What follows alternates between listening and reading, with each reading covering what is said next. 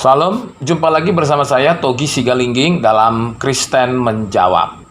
Hari ini saya akan menanggapi pernyataan dari seorang wanita muslim muda yang bernama Natalia Iriani yang mengatakan bahwa Rasul Paulus itu diterima ajarannya bukan karena mengajarkan tentang kabar baik atau tentang Yesus Kristus, tapi karena Rasul Paulus itu kerasukan dewa Zeus.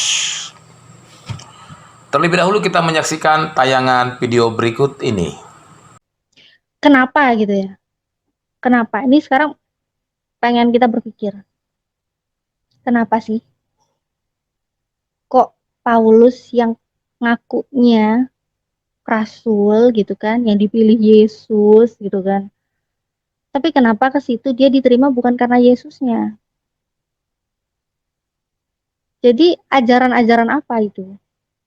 Ajarannya Paulus di situ diterima karena orang-orang di situ mengira Paulus adalah jelmaannya dewa Hermes, kerasukan dewa Hermes gitu.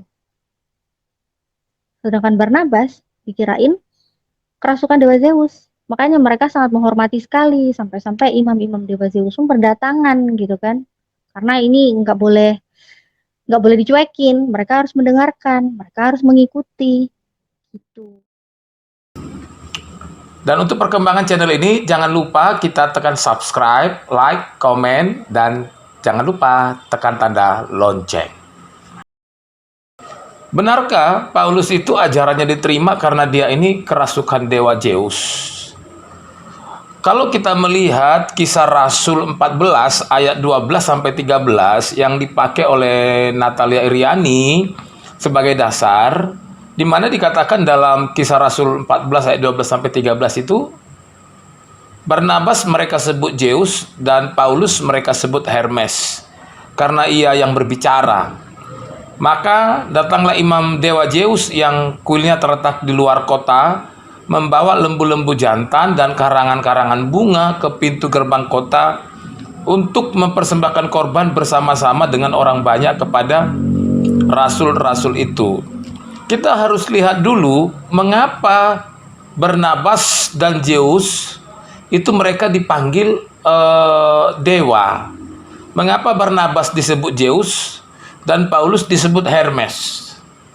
Itu karena mereka sebelumnya menyembuhkan seseorang yang lemah kakinya.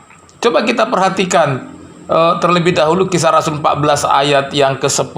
Apa yang dikatakan dalam kisah Rasul 14 ayat yang ke-10? Di sini dikatakan bahwa lalu Paulus dengan suara yang nyaring, berdirilah tegak di atas kakimu, dan orang itu melonjak berdiri lalu berjalan kian kemari. Ini adalah mereka kemudian itu dianggap itu sebagai dewa itu karena sebelumnya Paulus itu menyembuhkan seseorang yang lemah kakinya sehingga dia bisa berjalan. Tapi karena penyembuhan ini, maka kemudian orang-orang di sekitar di situ memanggil mereka ini sebagai Zeus dan Hermes. Waktu Barnabas dan Silas dipanggil sebagai Zeus dan Hermes, apakah Paulus dan Barnabas ini mau? Tidak. Barnabas dan Paulus itu tidak mau disamakan dengan Zeus dan Hermes. Coba kita perhatikan ayat yang ke-19. Dalam kisah Rasul 14 ayat yang ke-19 dikatakan, tetapi datanglah orang-orang Yahudi dari Antiokhia dan Ikonium, dan mereka membujuk orang banyak itu memihak mereka. Lalu mereka melempari Paulus dengan batu dan menyeretnya keluar kota karena mereka menyangka bahwa ia telah mati. Jadi kalau kita melihat ini, bahwa ketika Paulus dan Barnabas itu dipanggil sebagai penjelmaan dari dewa Zeus dan Hermes, mereka tidak mau. Bahkan mereka itu menolak keras. Sampai-sampai mereka itu harus dilempari. Jadi mereka tidak mau mereka diterima itu karena mereka dianggap sebagai penjelmaan dewa. Justru mereka itu datang itu mau mengabarkan kabar baik, yaitu kabar keselamatan. Keselamatan yang begitu besar di dalam nama Yesus Kristus. Jadi adalah sesuatu yang salah besar kalau Paulus dan Silas memanfaatkan situasi itu sehingga kemudian Paulus dan Barnabas kemudian itu mereka mengajarkan sesuatu yang lain. Tidak, mereka tetap ngotot mau mengajarkan Injil keselamatan, bukan yang lain. Karena mereka tidak mau menerima, akhirnya Paulus dan Barnabas lebih memilih untuk mereka pergi.